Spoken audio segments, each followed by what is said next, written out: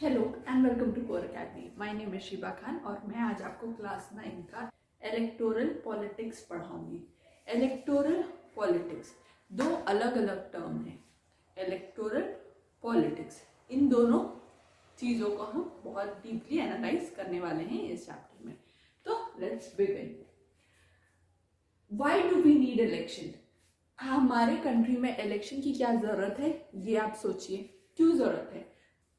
हम इतने चैप्टर से गो थ्रू हो चुके हैं कि हमको ये समझ में आ गया कि इलेक्शन कितना इम्पोर्टेंट प्रोसेस है एक डेमोक्रेटिक कंट्री के लिए। ठीक है, तो इलेक्शन में क्या होता है? इलेक्शन में we choose our own representatives. ठीक है, हम अपने पसंदीदा लोगों को, पॉलिटिकल पार्टीज को चूज करके पार्लियामेंट तक पहुंचाते हैं, जो हमारे लिए लॉज इम्प्लीमेंट या लॉज को बनाते हैं। क्लियर? तो election take place. So why do we need election? हमें इलेक्शन क्यों चाहिए, ये पढ़ेंगे। Election take place regularly in any democratic country. हर डेमोक्रेटिक कंट्री में एक regular interval of the time में इलेक्शंस होते हैं और होते रहेंगे। ठीक है, there are 100 countries in the world in which election takes place. World में अराउंड 100 कंट्रीज ऐसे हैं जहां पे इलेक्शंस कंडक्ट होते हैं। क्लियर? अब हम ये पढ़ेंगे इलेक्शन क्या होता है। What is election? The mechanism by which people can choose there representatives at regular interval and change them whenever they want. Election क्या होता है? इलेक्शन एक प्रोसेस है एक पर्सन को या एक मेंबर को चूज करने का। ठीक है, जिसे अगर वो सही काम नहीं कर रहा तो उसको हम चेंज भी कर सकते हैं। तो अगर आपसे कभी भी इलेक्शन, व्हाट इज इलेक्शन का डेफिनेशन पूछे या आपसे ये पूछे कि क्या इलेक्शन क्या है, तो आप इसको एज एन आंसर लिख सकते हैं। ठीक है, in an election the voter makes many choices.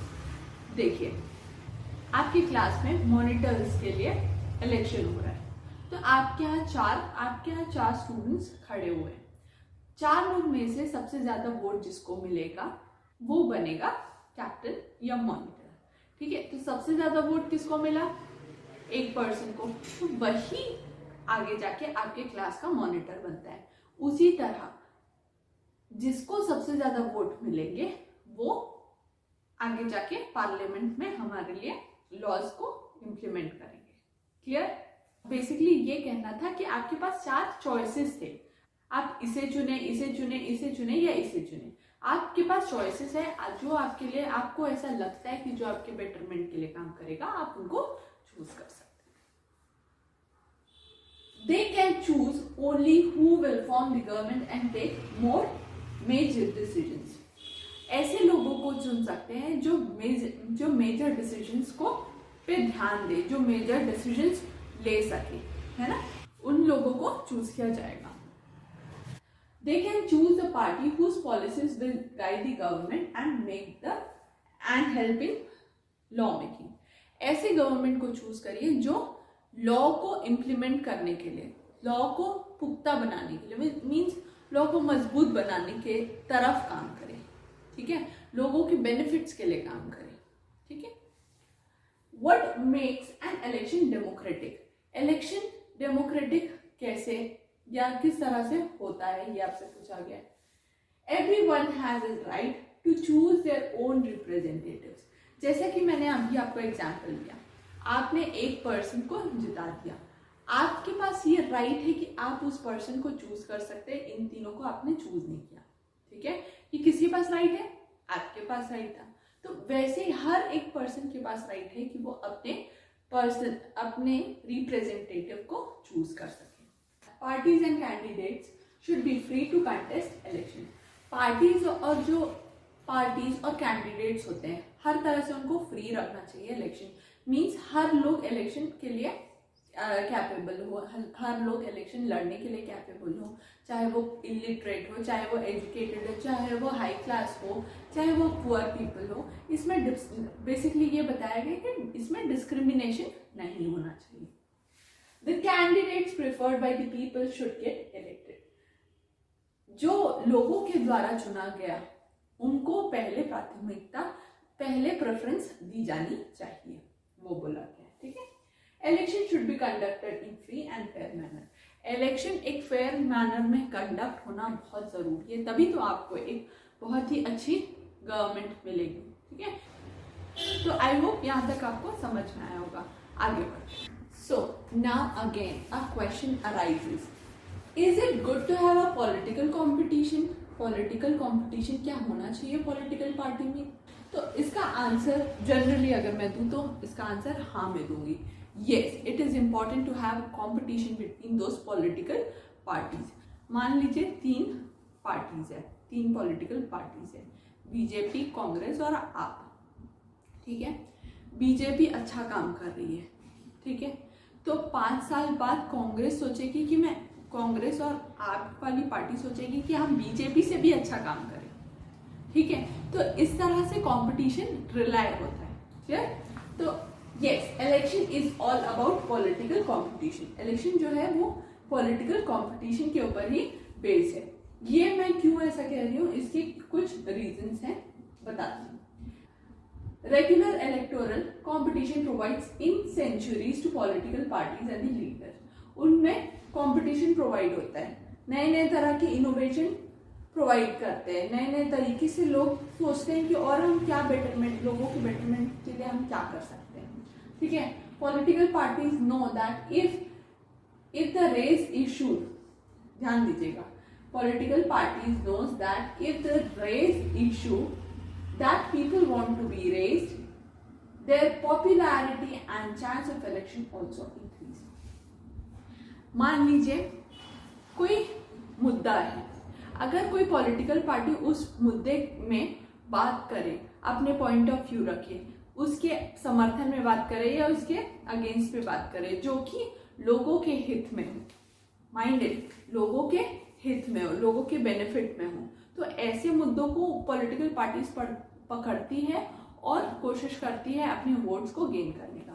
ठीक है, और they have the chances to increase their votes for the next election also. Clear?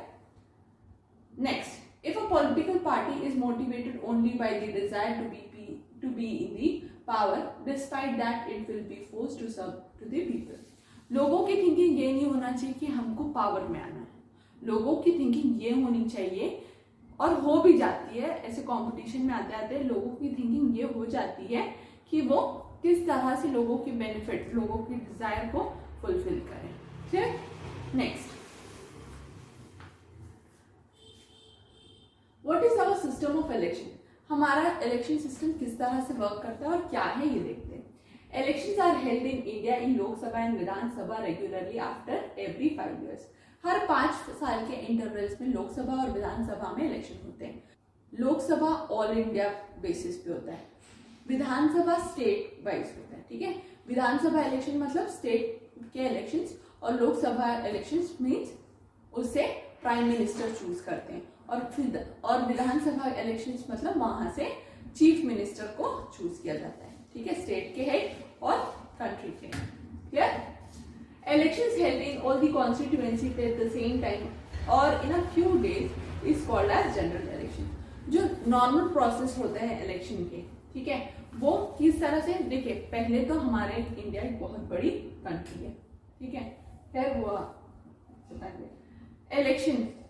Election held in all constituencies. Election क्या होता है, हर कॉन्स्टिट्यूएंसीज में होता है। देख लीजिए, फॉर एन एग्जाम्पल छत्तीसगढ़ की बहुत सारी कॉन्स्टिट्यूएंसी है। जिस तरह से डिस्ट्रिक्ट डिवाइडेड है, डिस्ट्रिक्ट से भी छोटे पैमाने पे कॉन्स्टिट्यूएंसीज डिवाइडेड होती हैं लोगों के लिए। ठीक है, तो हर कॉन्स्टिट्यूएंसी में ऐसा जरूरी नहीं कि एक ही दिन इलेक्शन कराया जा सकता है, हो सकता है कि 2-4 दिन बाद भी इलेक्शन हो, तो उसे क्या कहते हैं, general election.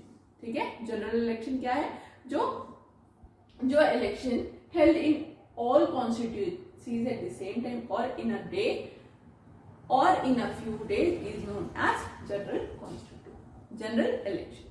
Okay? Sometimes elections are held only for one constituency to fill the vacancy caused by death or resignation. कभी कभार किसी कारणवश उनकी सीट, किसी कॉन्स्टिट्यूएंसी में सीट वेकेंट हो जाती है, ड्यू टू वो डेथ हो जाता है या तो वो रेजिग्नेशन के थ्रू हो जाता है।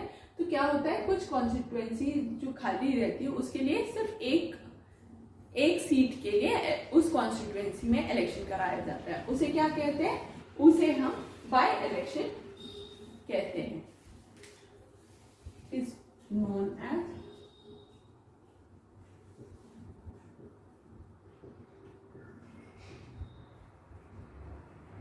उसे हम बाय इलेक्शन कहेंगे। क्लियर? इलेक्टोरल कॉन्स्टिट्यूएंसीज क्या होते हैं देखते हैं। India is divided into different areas for the purpose of election. India is a huge area, India बहुत बड़ा एरिया है, ठीक है। तो उसे कॉन्स्टिट्यूएंसीज में डिवाइड किया गया है ताकि इलेक्शन बहुत अच्छे तरीके से, प्रभावित तरीके से हो सके, ठीक है। These area are known as electoral constituencies. इन एरियाज को ही हम इलेक्टोरल कॉन्स्टिट्यूएंसीज कहते हैं। आई होप यहाँ तक आपको क्लियर होगा। For Lok Sabha election India is divided into 543 constituencies. Lok Sabha के इलेक्शन के लिए इंडिया डिवाइड हुई है 543 कॉन्स्टिट्यूएंसीज में, ठीक है। तो 543 कॉन्स्टिट्यूएंसीज में से जिसको सबसे ज्यादा वोट मिलेगी, जो विनर पार्टी होगी, they will win the election. ये तो क्लियर है, ठीक है। और वो ही अपनी पार्टी एस्टैब्लिश करेगी या अपनी गवर्नमेंट फॉर्म करेगी, ठीक है। The elected representative from each constituency are known as member of parliament. हर कॉन्स्टिट्यूएंसी से जो पर्सन इलेक्ट हुआ या रिप्रेजेंटेटिव हुआ उसे कहेंगे मेंबर ऑफ पार्लियामेंट, ठीक। Each state is divided into specific number. उसी तरह से जिस तरह से कंट्री पूरी इंडिया डिवाइडेड है, उसी तरह से स्टेट्स में भी कॉन्स्टिट्यूएंसीज का डिवीजन हुआ है। हर स्टेट की constituency, number of constituencies differ करेंगे, ठीक है। तो उनके इलेक्टेड रिप्रेजेंटेटिव्स कहलाएंगे MLA, member of legislative assembly, ठीक है। Member of legislative assembly state के, और एमपीज हैं लोकसभा के, मींस स्टेट के, ठीक। These same principle applies for the panchayat and municipal election. यही सेम प्रोसीजर पंचायत और म्युनिसिपल कॉर्पोरेशन में होते हैं। पंचायत विलेजेस में और म्युनिसिपल कॉर्पोरेशन जो म्युनिसिपैलिटीज है उनके लिए इलेक्शन होते हैं, ठीक है। ईच विलेजेस और town is divided into several wards. हर एरिया वार्ड्स में डिवाइडेड है, हर एरिया वार्ड्स में डिवाइडेड है, ठीक। Each ward elect one member of village or the urban local body। Her ward में जैसे पार्षद होते हैं, हर वार्ड का हेड कौन होता है? पार्षद।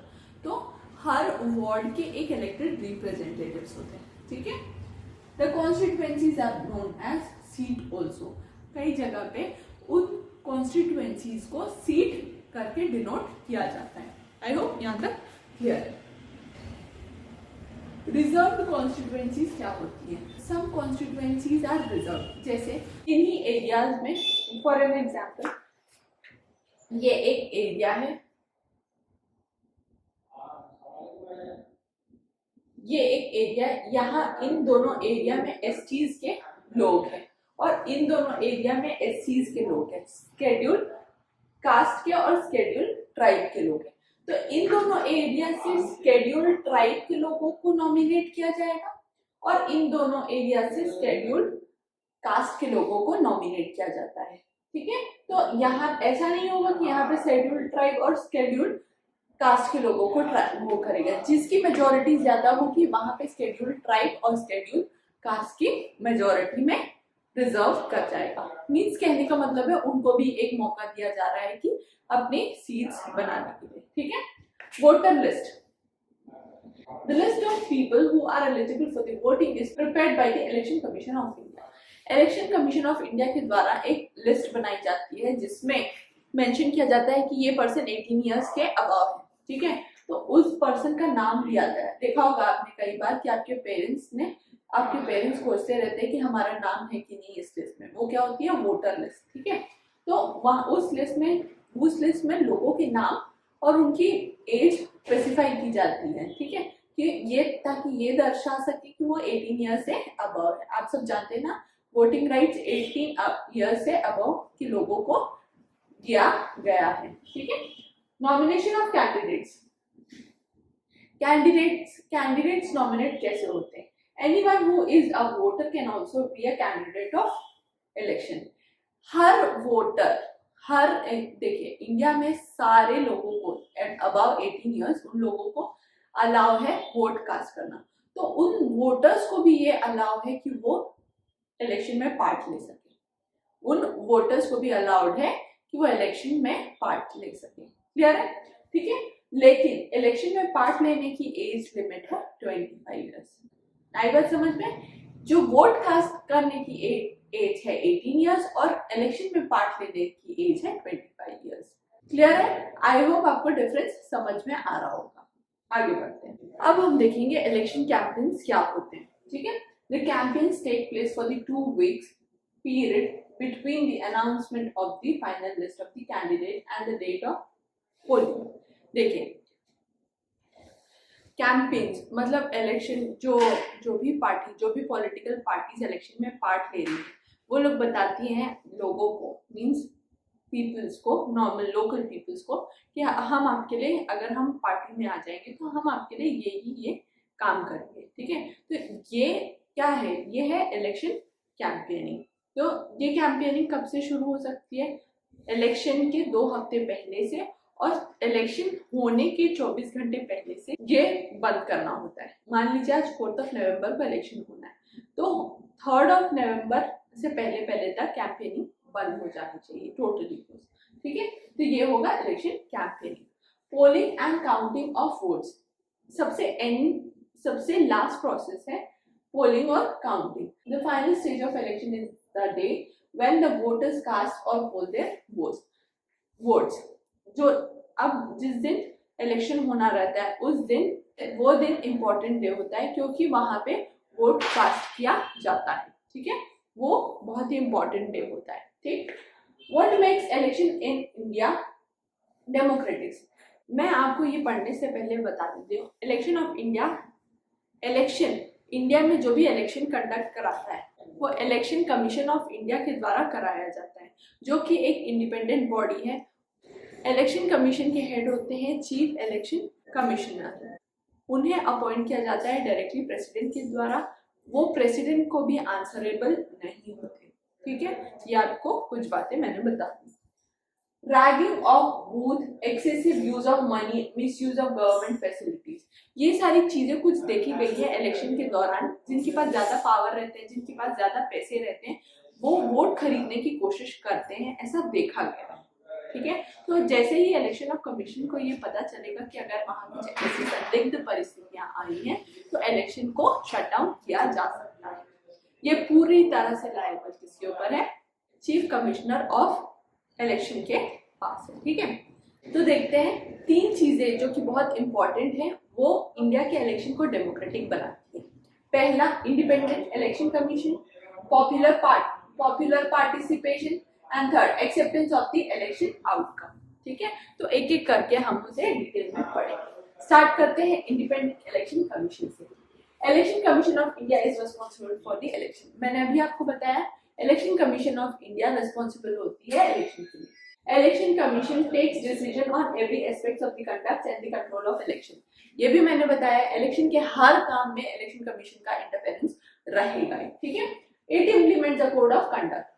आचार संहिता आपने कई बार सुना ही होगा, आचार संहिता लगती, ये इलेक्शन होने से कुछ समय पहले लगाई जाती है कोड ऑफ कंडक्ट। ठीक है।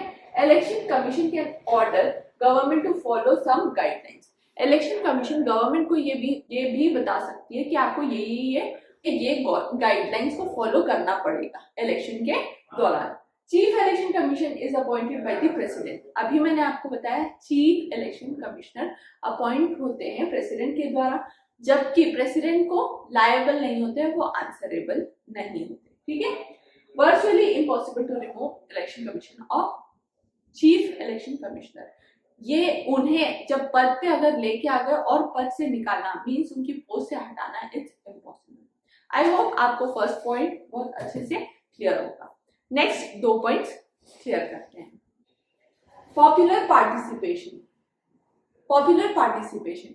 इंडिया में इलेक्शन के दौरान लोगों का पार्टिसिपेशन देखा गया है, जो कि ह्यूज अमाउंट में, क्योंकि लोगों का भी ये थॉट प्रोसेस रहता है ना कि अब जो पार्टी आएगी जिसको हम वोट करेंगे वो हमारे हित में काम करेगी, हमारे बेनिफिट के लिए काम करेगी, है ना। तो ये कुछ बात थी। एक्सेप्टेंस ऑफ इलेक्शन आउटकम, जो भी रिजल्ट आएगा इलेक्शन का वो बहुत अच्छे से लोगों के द्वारा एक्सेप्ट किया जाता है। तो ये थी कुछ बातें। अब देखेंगे हम कुछ चैलेंजेस जो इलेक्शन के दौरान आती है। ठीक है, candidates in the party with a lot of money not be sure of victory but they do some unfair means. जो लोग होते हैं, जो पॉलिटिकल पार्टीज में खड़े होते हैं, उनके पास बहुत पैसे रहते हैं। ठीक है, वो कोशिश करते हैं कि हम अगर पैसे दे के लोगों को इन्फ्लुएंस करके जीत जाए तो ज्यादा बेटर है, जो कि गलत है। ठीक है, ऐसा होता है कई जगहों पे। Candidates with a criminal connection have able to push other out of the electoral race to secure a ticket। कई दौरान ये भी देखा है, जो कैंडिडेट्स हैं किसी क्रिमिनल कनेक्शन से भी पाया जाता है, जो कि हमारे देश के लिए थोड़ा सा खतरनाक है या लाभदायी नहीं है। This is a disadvantage. Some families tend to dominate the political parties. कुछ पार्टीज ऐसा टेंड करती हैं कि वो डोमिनेट कर रही हैं फैमिलीज को। ठीक है, किसको? पॉलिटिकल पार्टीज को।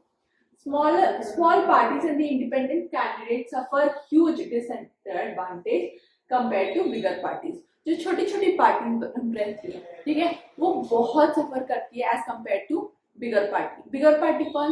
बीजेपी हो गई, कांग्रेस हो गई, आप पार्टी हो गई, ये थोड़े बड़े पार्टीज हैं। ठीक है, और उससे भी जो छोटे चाबी छाप, घोड़ा छाप, ये सब आपने सुना होगा। तो ये सारी पार्टीज अभी फिलहाल तो एग्जिस्ट नहीं करती, और उनको एग्जिस्टेंस पे आने में भी बहुत समय लगता है।